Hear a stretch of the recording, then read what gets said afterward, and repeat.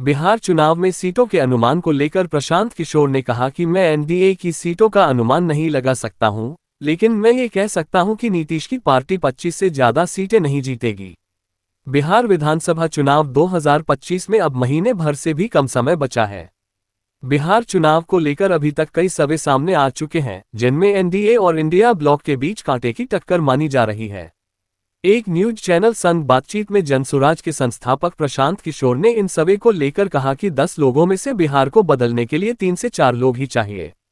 ऐसा उन्होंने इस आधार पर कहा कि 10 में 3 से 4 लोग हमें समर्थन कर रहे हैं। 3 से 4 लोग कह रहे होंगे कि अभी 5 साल बाद देखेंगे। बाकी बचे लोगों का कहना होगा कि हमें इससे मतलब नहीं।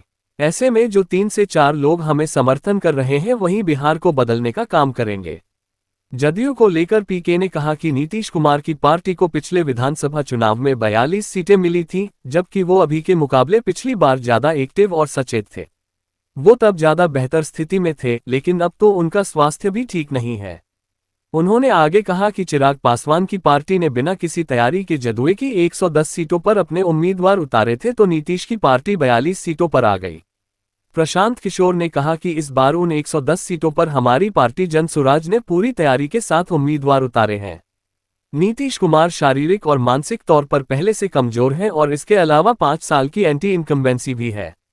ऐसे में जाहिर है कि इस बार उन्हें 42 सीटें भी नहीं मिलेंगी। उनकी पार्टी की सीटें इस बार और भी कम होंगी।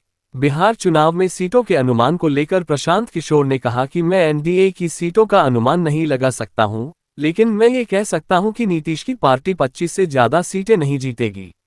बीजेपी को पिछली बार मिली 74 या 75 सीटों से इस बार कम ही मिलेंगी। मतलब साफ है कि बीजेपी को भी नुकसान होने जा रहा है।